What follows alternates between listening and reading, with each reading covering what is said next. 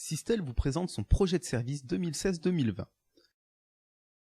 Il conditionne l'évolution de l'association, façonne son ambition, définit les défis à relever. Pourquoi un projet de service ? Car nous devons nous interroger sur notre devenir et notre organisation collective au service de nos adhérents. Il est le socle de notre travail pour les 5 prochaines années à venir. Il définit les plans d'action développés par Sistel pour répondre aux besoins spécifiques des adhérents en matière de santé au travail et de prévention des risques professionnels. Pour atteindre les objectifs qui y sont fixés, des femmes et des hommes de Sistel mettent toutes leurs capacités au service des adhérents et des salariés. Conseils, services, excellence technique, accompagnement. Ce service incarne le professionnalisme que les adhérents sont en droit d'attendre.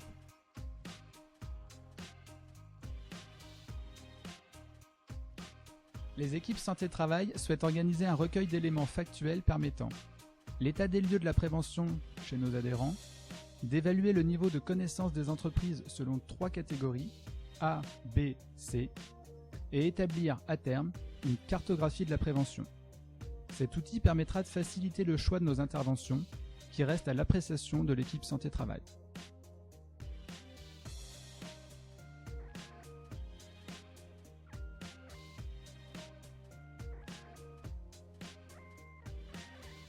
La veille sanitaire, c'est l'action de surveiller l'état de santé d'une population de travailleurs en fonction de leurs risques professionnels. L'objectif de cet axe de travail est double. Créer des indicateurs départementaux, régionaux et nationaux de la santé des salariés au travail, de l'évolution des conditions de travail et des risques professionnels. Et enfin, alimenter la base de données pour élaborer l'analyse des besoins du système. Nos moyens, nos enquêtes. L'enjeu est important. Il s'agit d'améliorer la connaissance de la population des salariés et les expositions professionnelles afin de construire des axes de prévention dans les entreprises.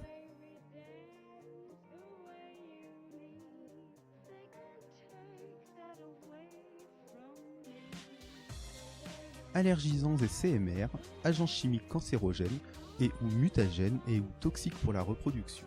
Une prévention et une protection insuffisantes, une méconnaissance des risques nous poussent à agir. Nos objectifs sont de supprimer les risques d'exposition si possible, de les réduire au niveau le plus faible possible, d'inciter à la substitution et de réduire le nombre de salariés exposés.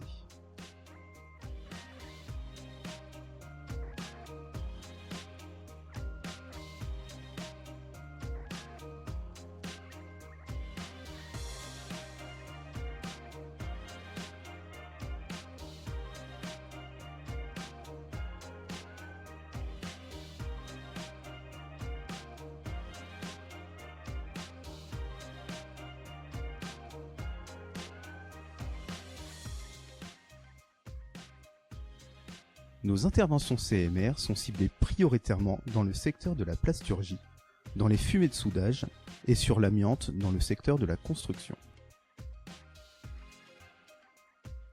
Beaucoup d'entreprises n'ont pas encore procédé à l'évaluation des RPS dans le cadre de leur évaluation des risques, et certaines d'entre elles sont confrontées à des difficultés dans ce domaine. Nos objectifs sont donc d'accompagner les entreprises dans cette évaluation, de sensibiliser les acteurs de l'entreprise et de promouvoir la qualité de vie au travail.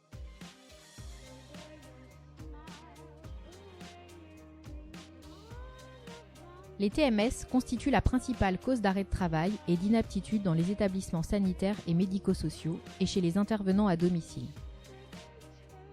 Notre objectif est d'aider ce secteur à mettre en place une démarche de prévention des TMS en y intégrant l'organisation du travail, les éléments psychosociaux et les facteurs biomécaniques.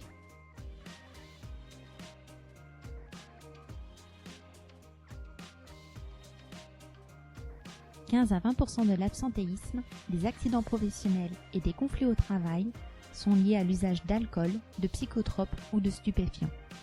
Notre mission est d'informer et de sensibiliser les employeurs et les salariés sur les addictions et leur prévention, d'accompagner les employeurs dans leur démarche de prévention des addictions et d'améliorer leur connaissance des obligations et des moyens de prévention. Les apprentis sont très peu informés des risques auxquels ils seront exposés dans leur future profession. Les employeurs ne bénéficient pas tous d'une fiche d'entreprise actualisée et n'ont pas tous réalisé un document unique efficace. L'enjeu consiste donc à prévenir les accidents du travail et les maladies professionnelles auprès des apprentis des CFA, en intervenant avec les équipes santé-travail auprès des apprentis et de leurs employeurs.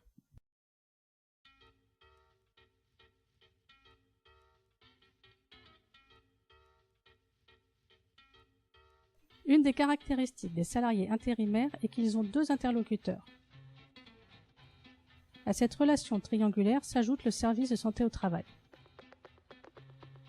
Il est important de développer la prévention des risques professionnels de ces salariés en les sensibilisant sur leurs risques professionnels, en améliorant les échanges d'informations entre les différents acteurs et en développant la connaissance des entreprises utilisatrices.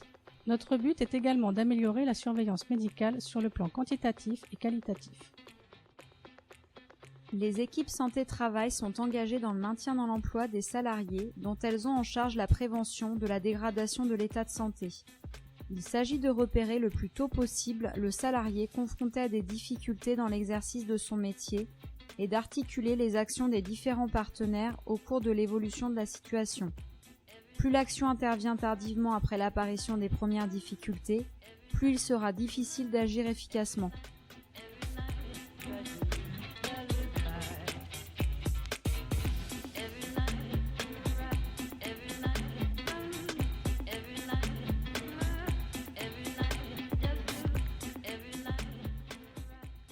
La médecine du travail a tout pour s'imposer comme une médecine moderne.